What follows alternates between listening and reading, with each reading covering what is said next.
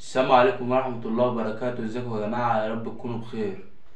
أول حاجة أنا طالع أتكلم على الناس اللي بتتكلم في التعليقات بأسلوب وحش وبالشتايم وكده. يا جدعان والله احنا مش مستحملين، احنا أعصابنا تعبانة والبيت كله والله تعبان.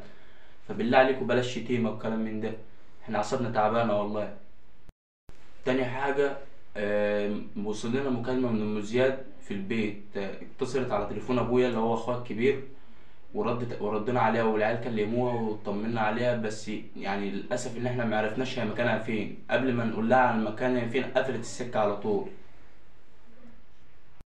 والتليفون لما قفل جينا عشان نرن عليه، قعدت ارن عليه كتير والله. بيديني غير موجود بالخدمه، قعدنا نرن كتير قوي برضو ما بيديش حاجه. مش عارفين بقى في ايه.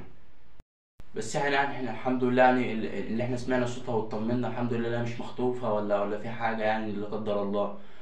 الحمد لله احنا اطمنا عليها، بس بنعرفش يعني هي مكانها فين. يعني هي قبل ما تقولنا على المكان قفلت السكه على طول، وقعدنا نتصل كتير والله. بس الخط يعني كان بيدينا غير موجود بالخدمه.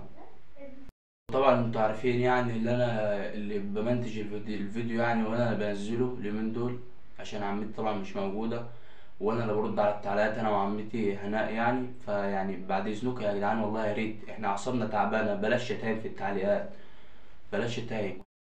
والله العظيم يا جدعان، يعني الشتايم واللي في الكومنتات والحاجات دي والله العظيم تعب البيت كله والله يا جدعان. يعني احنا مش ناقصين.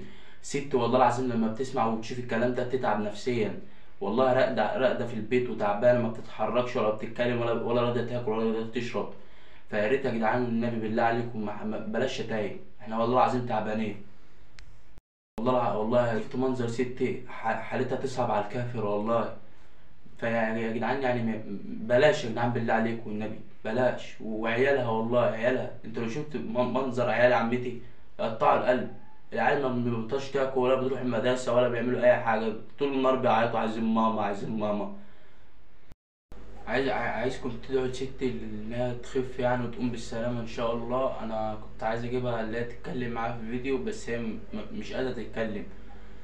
حالتها يعني وحشة سيئة لدرجة إنها مش قادرة تتكلم والله. وابويا اللي هو اخو عمتي كبير يعني، وجدي كانوا رايحين اللي هما القسم عشان يعملوا محضر. بس يعني الجماعه عندنا في البيت، هناء عمتي اتصلت بيهم وقالت لهم يا جدعان ارجعوا. توحة اتصلت بينا، وطبعا هما رجعوا وجينا عشان نرن على توحة تاني، ما ردتش الرقم بيدينا غير موجود بالخدمه. طبعا احنا عرفنا بقى يعني، اهو هنا يعني كلمتنا وقالت لنا اللي هي اطمنتنا عليها، بس ما قالتلناش على مكانها. ما قالتلاش على مكانها، هي اطمنت على العيال وقفلت السكه على طول. طبعا جينا عشان نرن عليها التاني الرقم بيدينا غير موجود بالخدمه. واحنا بعد ما سمعنا المكالمه يعني نفسيتنا يعني هدينا شويه، بس برضو مش عارفين مكانها. فلحد دلوقتي والله بندور عليها في كل مكان، حتى جوزها مش قاعد بيدور برضو. محدش بينام والله، كلنا بندور عليها. فانا حابب يعني ان انتوا تدعوا وتقولوا في الكومنتات ارجعي يا ام زياد. وبلاش والنبي شتيمة يا جدعان في الكومنتات، والنبي بلاش، عشان والله نفسيتنا تعبت جامد. والعيال والله لما بتسمع الكلام ده على امهم بتتعب والله بتتعب يا جدعان. انا بس والله حبيت ان انا اطلع اطمنكم للناس اللي هي عايزه تطمن على ام زياد، لان انا عارف ان انتوا بتحبوها وكده. بس يعني يا ريت تدعوا لها يا ريت، وتقولوا لها ارجعي يا ام زياد. والناس اللي هي مش عايزه تكتب في الكومنتات ما تكتبش. الناس اللي هي بتشتم يا جدعان بلاش شتيمه، بلاش. بدل ما تشتم ما تتكلمش في الكومنتات احسن، لان احنا والله بنتعب والله نفسياتنا بتتعب جامد. وشكرا ليكم.